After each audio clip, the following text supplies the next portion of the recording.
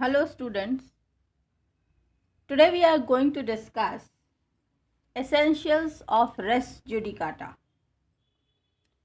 क्या महत्वपूर्ण बिंदु हैं रेस जुडिकाटा को लेकर? आइए आज उसके बारे में डिस्कशन करें. The very first thing is matter in issue, which means for res judicata to apply, there must be a matter directly and substantially in issue in the subsequent suit or issue, and it must be the same matter which was directly and substantially in issue either actually or constructively in the former suit. तो सबसे पहली जो ज़रूरत है वो है कोई मुद्दा होना चाहिए, कोई प्रकरण होना चाहिए, और जिस बारे में भी रेस जुडिकाटा अप्लाई करेगा वो ऑलरेडी ठीक वैसा ही पहले का जो फॉर्मर सूट है उसमें भी हो. उसी बेसिस पे फिर नेक्स्ट में रेस जुडिकाटा अप्लाई होता है. A matter in issue between the parties is the right claimed by one party and denied by another. In other words, it means that facts on which the right is claimed and the law which has applicability to determine that issue. Thus, in order to constitute a matter res judicata, it is necessary that it was issued in former suit directly and substantially. The same thing is there, that in the former suit also you have to have the same matter in issue substantially and directly as well. मान लीजिए एक example लेते हैं कि ए ने B को sue किया as a principle on contract. The suit is dismissed. Then समझ गए ना, मतलब ए ने बी को कॉन्ट्रैक्ट के वजह से, प्रिंसिपल की वजह से उसने उसके ऊपर केस फाइल किया, सूट किया, और वो सूट डिसमिस हो गया. Then A sues B on the as the principle on the same contract.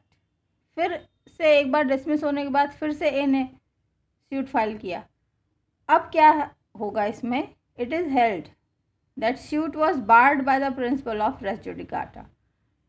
अब इस दूसरे वाले सूट को बार कर दिया जाएगा, रोक दिया जाएगा on the basis of res judicata, because the matter in issue, जो मुद्दा है in contract in dispute, was the same in the subsequent suit also as it was in the former suit. तो जो बाद वाली सूट लाई गई उसमें और जो पहली वाली था बिल्कुल डायरेक्टली और सब्सटैंशियली सेम था, इसलिए रेस जुडिकाटा अप्लाई हो जाएगा.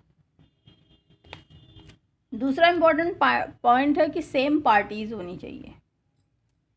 The former suit must have been a suit between the same parties और between parties under whom they or any of them claim. So the persons who are parties to the suit must be same, तब race judicata apply होगा. Suppose where a person litigate bona fide in respect of public right or a private right claimed in common for themselves and others, all persons interested in such right shall, for the purpose of this section, be deemed to claim under the persons so litigating.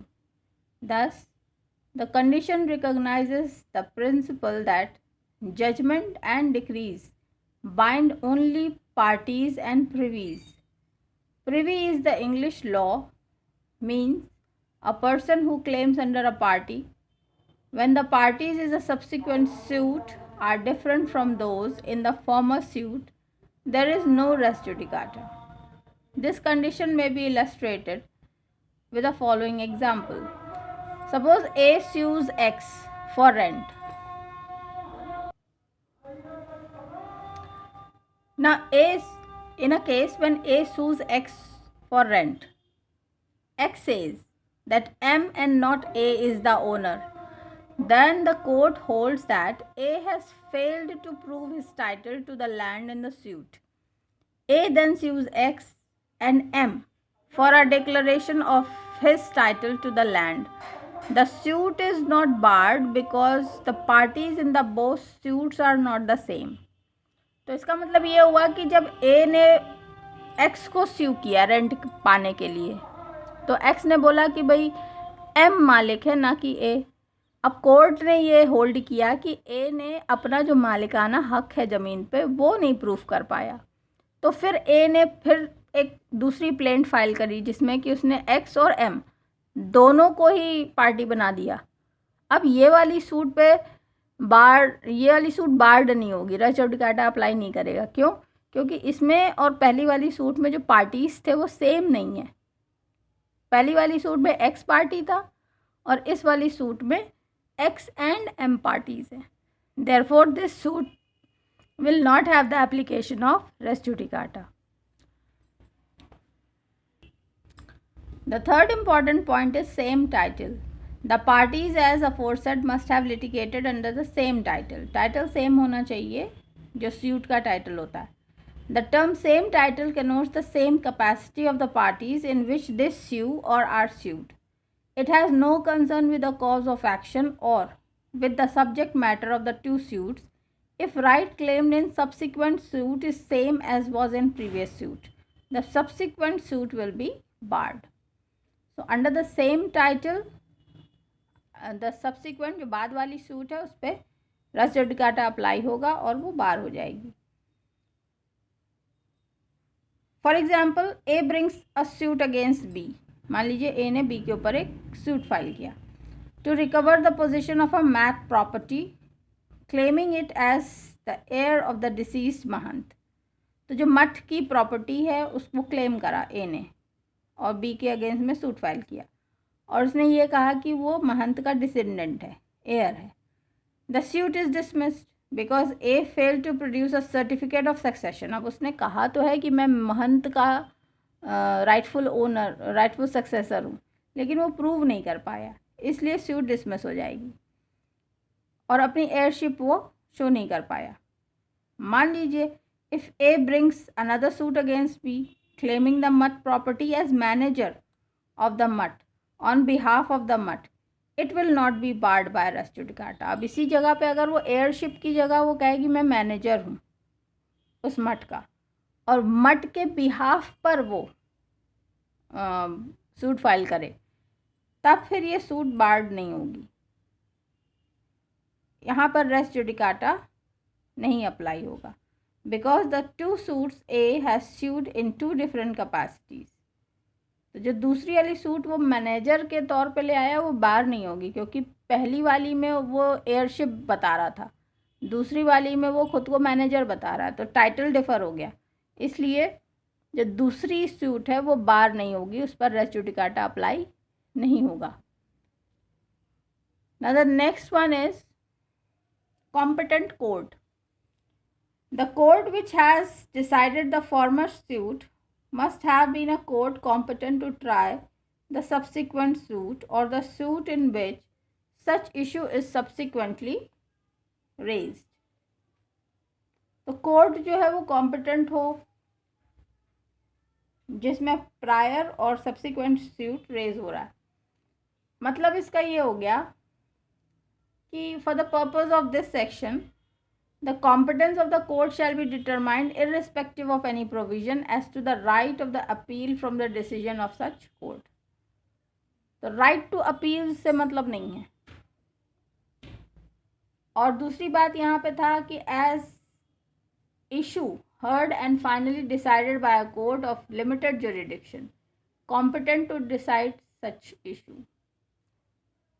Such it shall operate as res judicata in subsequent suit, notwithstanding that such court of limited jurisdiction was not competent to try such subsequent suit, or the suit in which such issue has been subsequently raised. तो limited jurisdiction की वजह से अब ये आप नहीं कह सकते कि इट्स नॉट कॉम्पिटेंट कोर्ट।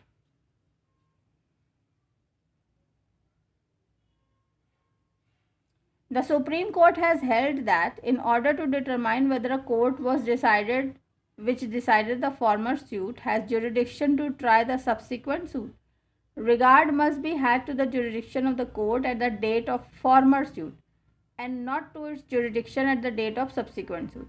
तो जो सुप्रीम कोर्ट ने भी ये कहा है कि अगर आप ये निर्धारित करना चाहते हैं कि किसी भी कोर्ट का जो ये जानने के लिए कि वो कॉम्पिटेंट है या नहीं है, वो जो पिछली वाली सूट है उसकी डेट को चेक करना चाहिए, ना कि जो रिसेंट वाली है. So fifth important point is the suit should be heard and finally decided. The condition requires that matter directly and subsequently in issue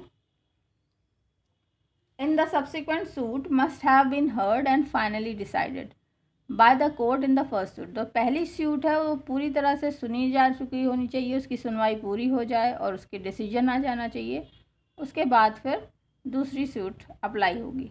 It means that a matter on which the court has exercised its judicial mind and thereafter has to come to final decision on the matter in disputes.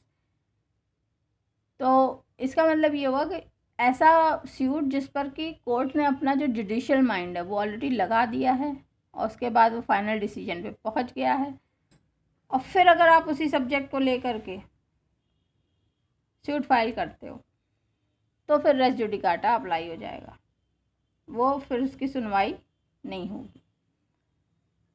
In P. Venkat Subba Rao versus Jagannath Rao, it was held that it should appear that court has exercised its judicial mind and arrived at a definite finding or decision upon an issue of law or fact, a decision which was necessary to determination of the suit. तो ये पता करने के लिए कि हाँ first suit पूरी तरह से हर्ड हो चुका है, फाइनली डिसाइडेड हो चुका है, तभी रेस जुडिकाटा का एप्लीकेशन होगा. Thus section 11 envisages a matter having been heard and decided finally by a court, therefore that section does not apply to the consent decree. अब सेक्शन 11 के तहत अगर सुनवाई हो चुकी है तो अब जो सब्सिक्वेंट डिग्री होगी उसमें वो वाला सेक्शन अप्लाई नहीं होगा.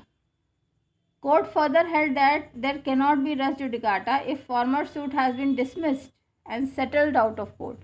अगर पहला वाला जो सूट है वो डिसमिस हो चुका है या आउट ऑफ कोर्ट सेटलमेंट हुआ है तो भी उसके ऊपर रेस जुडिकाटा अप्लाई नहीं होगा, उसका हियरिंग और फाइनल डिसीजन होना ज़रूरी है.